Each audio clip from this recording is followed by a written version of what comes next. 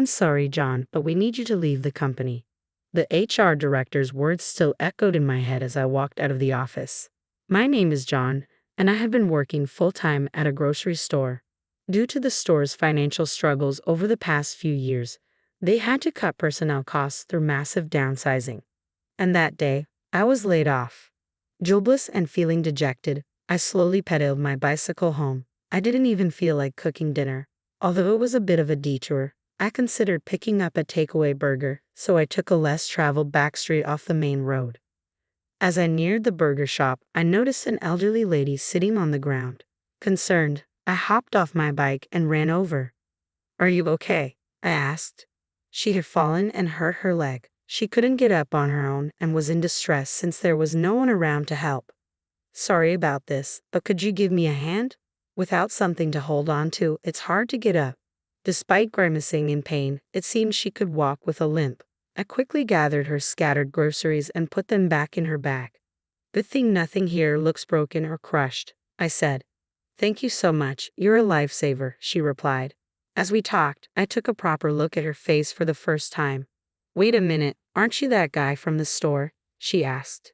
It suddenly clicked. This elderly lady was a regular customer at the grocery store where I worked.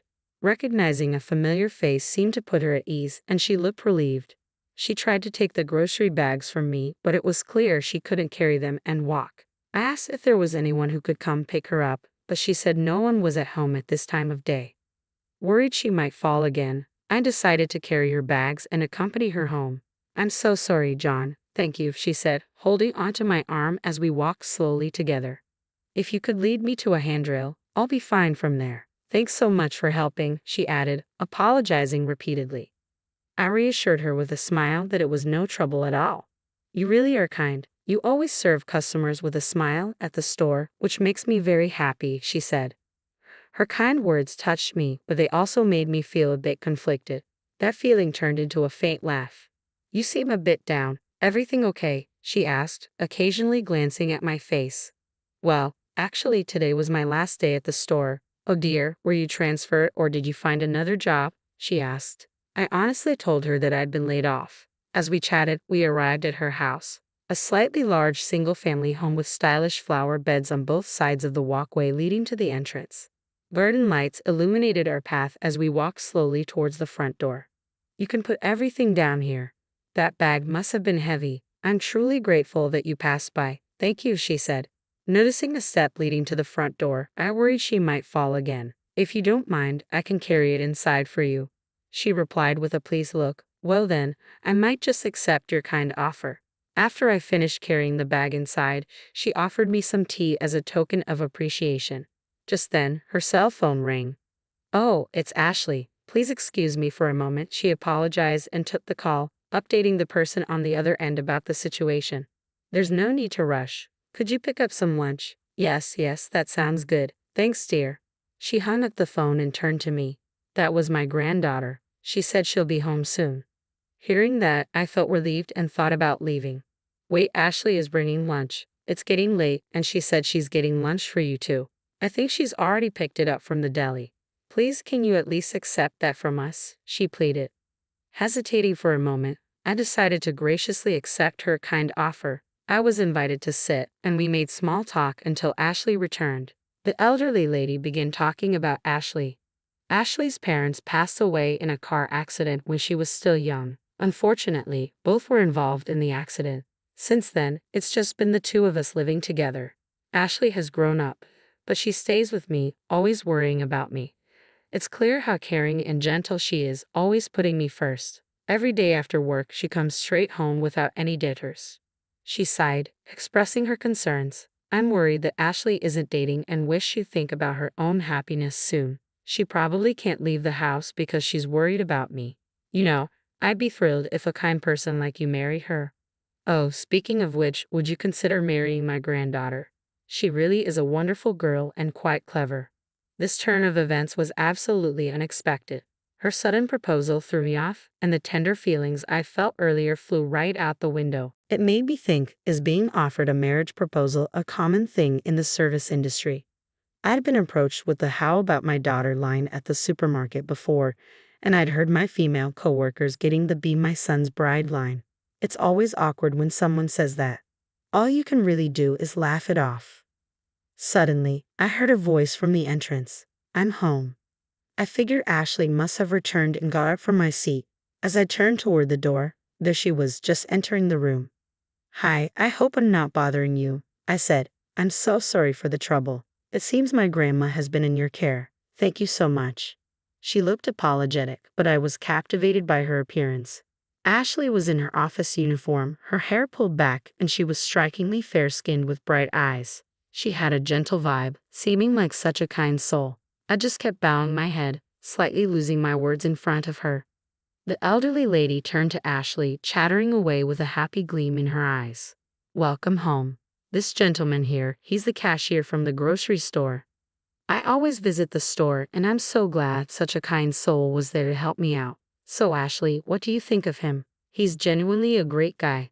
Seems like Grandma brought home a potential suitor for you," the elderly lady said, her face beaming with joy as she placed a hand over her mouth.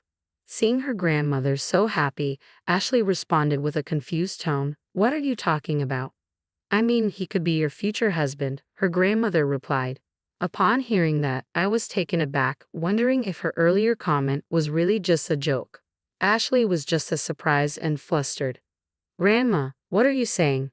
It's rude to say that about someone I've just met. I'm so sorry," Ashley apologized. "Oh dear, I've met him several times before," her grandmother said, chuckling. I couldn't help but laugh. "You two really seem close," I commented. Ashley, with an apologetic look, thanked me for the day and handed me a packed lunch. Knowing she had bought one for me, I gratefully accepted it. "Why don't you eat it now?" the elderly lady asked. Ashley intervened. "I don't think that's fine with him," and I decided to decline her offer. I expressed my gratitude, and Ashley and I headed towards the entrance. As I put on my shoes and looked back, the elderly lady was limping over to send me off. "Thank you so much. I'm sorry for keeping you up late, and I apologize for not expressing my gratitude properly. Feel free to visit next time," she said. "Not at all. Thank you for the lunch," I responded, feeling warm-hearted by their kindness. I perceived her words as polite social etiquette, but they still warmed my heart. Just as I was about to open the door and leave, the elderly lady spoke up. "That's right. If it's not too much trouble, could you come over again tomorrow? With this leg, I might not be able to manage." Apparently, she had arranged a delivery of plants and saplings for her garden, but worried she might not be able to do the job properly with her injured leg. As she spoke, Ashley seemed confused. "That's too much, Grandma. You're acting weird today. Are you okay? You didn't hit your head, did you? Let me check if you have any injuries." "I didn't hit my head at all. It's just my foot that hurts," the elderly lady reassured her. Ashley seemed genuinely concerned, checking her grandmother's head for any injuries and asking if anywhere else hurt. I was surprised too, but since I was jobless and had no plans for tomorrow, I decided to help if needed. If she needs help, I have plenty of time. "Should I come over tomorrow? Only if it's not a bother," I asked. Ashley hesitated, apologizing, but in the end, we agreed I'd visit in the afternoon. The next day, as promised, I went to the elderly lady's place. "Thank you so much. You're a lifesaver," she said. While she sat on a small chair, she taught me how to care for the garden. We both enjoyed the moment, and during that time, she shared an interesting story. Ashley was working full-time in an office, but she had always dreamed of opening a cafe since she was little. She had even graduated from culinary school and had experience working part-time in restaurants during her college days. However, she chose to be an office worker. Owning a cafe or working full-time in one would mean working from morning until late at night, but she still wanted to open a cafe. The reason the elderly lady mentioned me being a potential spouse for Ashley was because she thought if there was someone skilled in customer service, Ashley could start her cafe confidently. Plus, she genuinely felt that Ashley and I might get along well. The day after hearing that, I went over to the elderly lady's house again. After replanting some flowers yesterday, there was some space left, so I decided to buy more plants to fill it. It was Saturday, and it seemed Ashley had a day off. She was quite surprised to see me. "Goodness, Grandma, did you ask him to come again today? I hope it's not too much trouble." "I'm really sorry," she said upon seeing me. I briefly explained the circumstances of my visit today. After planting the additional flowers and watering them, Ashley kindly offered, "Why don't you take a break? Sitting on the porch, the three of us sipped on our coffee. Then, the elderly lady cleared her throat softly and said, "Hey, Ashley, I really want you to achieve your dreams soon." "Oh, what do you mean?" Ashley tried to play it off with a tilted smile. "I don't want you to hold back just for me. I know you're still planning a lot of things," the elderly lady revealed, explaining that she knew how Ashley secretly jots down numerous notes in preparation for her dream. "It'd be tough to do it alone, but maybe with someone else's help, it'd be easier. John here is great with customers. How about getting some help from him?" "Oh, Grandma, you can't just say things so easily," Ashley replied, a slight teariness in her eyes. "If Ashley's okay with it, I love dealing with customers, but I know trusting an unemployed guy is a hard thing," I said. "No way, John. I love the way you handle your customers. You'd be a great partner for Ashley," the elderly lady said without missing a beat, making both Ashley and me chuckle. "Oh, Grandma, always acting wild on your own," Ashley playfully remarked. We laughed, lightening the mood, but soon after, Ashley's expression changed and she seemed deep in thought, biting her lip. "You know, maybe Grandma is right. Maybe now's the time to start," Ashley murmured as if speaking to herself. Though she seemed uncertain, Ashley mentioned she would reflect on it for a day. The following Sunday, I went over to the elderly lady's house again. Her legs seemed to be improving, so I thought this might be my last day helping out. As I was working in the garden with the elderly lady, Ashley approached me. "Can I talk to you for a sec?" she asked, holding a notebook and preparing coffee on the porch. "It's a little embarrassing, but can you take a look?" She handed over the notebook she had been gripping tightly. Flipping through the pages, I saw they were filled with writing, drawings of an ideal cafe's exterior, food illustrations, and countless recipes. "This is amazing," I exclaimed. "I've been thinking about opening a cafe. I really want to do what I love," Ashley said, looking a bit shy but with her eyes sparkling. When Ashley thought about doing it on her own, she was worried about being completely tied down to the business and concerned about her grandma being home alone. But she thought that if someone could be with her, it might ease some of that stress. Ashley mentioned she had seen me working at the grocery store and recalled my good customer service skills. "If it's not too much trouble, could you join me? I know it's a bit shameless of me to ask." The idea of becoming a cafe employee wasn't something I had taken seriously. I never expected her to actually ask. But seeing Ashley's passion in her notes and my own desire to work in customer service again, combined with my urge to try something different, I felt the spark. "If you're okay with me, let's do this together," I said, holding my hand out to Ashley. Ashley looked surprised but then gave a joyful smile. We shook hands firmly. "Oh, thank goodness," she exclaimed, shaking my hand vigorously. She was genuinely happy. "Shall we open up our own cafe?" she asked excitedly. "Let's go for it." I matched her enthusiasm and responded cheerfully. From that day on, Ashley and I exchanged contact information, communicated through emails, and discussed things at her home. We looked at vacant store spaces together and consulted with contractors. Ashley steadily progressed with the preparations and I supported her throughout. In addition, I began a morning part-time job until the cafe was set up. Although I had some savings, I thought it would be a good idea to earn a bit more for daily expenses since I had the time. 6 months later, the cafe opened. We found a perfect little vacant shop and with some renovations, we were ready to start.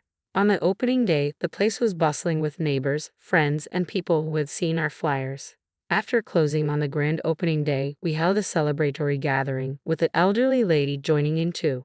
"Thank you, John, for making this dream come true with me," Ashley said. "No, I should be the one thanking you," I replied. "See, I knew my intuition about you was right." "Must be fate," the elderly lady chimed in. Honestly, fate and destiny might be more real than I thought. The day I was laid off from my job, I helped an elderly lady and met her granddaughter, Ashley. Now, I'm working beside Ashley to run her dream cafe. You see, John, it wasn't in vain, right? You might have been down that day, thinking about why you've been working all this time, but now your warm hospitality is shining. It all had a purpose. And of course, it's also because you're such a good person, right, Ashley? Grandma found a keeper, didn't she? The elderly lady said, and both Ashley and I exchanged shy smiles. It reminds me of the old days, looking at Ashley's parents, she added, a distant look in her eyes. Ashley was taken aback by those words and looked at her grandmother's face. "Ashley, you look like your mom and have a fine charm like her. John, You have that gentle aura, just like my son. Ashley was so young back then that I don't think she remembers. Ashley and I both nodded, feeling a deep connection to the memories and the new journey we were embarking on together. As we stood in awe, Ashley and I exclaimed in surprise, "What?" It turned out that Ashley's parents used to run a coffee shop right at the very spot where our cafe now stood. The elderly lady realized this when she visited the store after its renovation was completed. She was so shocked that she was left speechless. Later, when she got home and went to her room, her emotions finally caught up with her, and she broke down crying. She thought about telling Ashley right away, but she decided to keep it quiet until the store officially opened. She wanted Ashley, who was passionately chasing her dream, to be able to build the store freely without any disruptions. As the interior progressed steadily, the elderly lady was even more astounded by how Ashley's taste mirrored her parents'. Whether she had been told earlier or not, it would have made no difference. Then, unexpectedly, the elderly lady handed Ashley a startup fund. It turned out to be the life insurance money from Ashley's parents that Grandma had carefully saved just for her. With teary eyes, the elderly lady said she was sure Ashley's parents would be delighted to have been able to support Ashley's dream. The sunflowers displayed in the shop, John suggested decorating with them, didn't he? He said they perfectly matched Ashley's vibe. You know, my son once told Ashley's mom the same thing. It's truly mysterious. It might not have been a coincidence, but destiny, the elderly lady said with a smile. Her words stirred emotions in me like never before. All three of us managed to smile and wipe away our tears. Suddenly, she exclaimed, clapped her hands, and leaned forward. Now, you two. Don't you have something important to discuss? Got something to tell your old granny? She teased, causing both Ashley and me to blush. Oh my, was I early? Haven't you told her yet? I've known for a while. She burst into laughter again. Well, I should just leave you two alone, she grinned, heading to the back room. Left alone, Ashley and I awkwardly looked at each other and shared a shy smile. But this was it, now or never. On would you? I started. Oh, what? Ashley blurted out. That was when we officially started dating. Time flew by, and thanks to everyone's support, our cafe thrived. Our whole grain bread and vegetable-rich sandwiches for breakfast became a hit, recommended for being low in sugar and calories.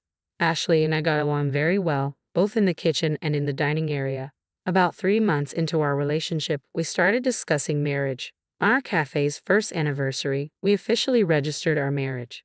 When we broke the news to Grandma, she cried tears of joy. After getting married, the three of us lived in Grandma's house. You're newlyweds. Why not live on your own? She suggested, but we felt safer and, above all, happier living with her. Thanks to that decision, every day is filled with smiles. We hope to continue living in this happiness and harmony.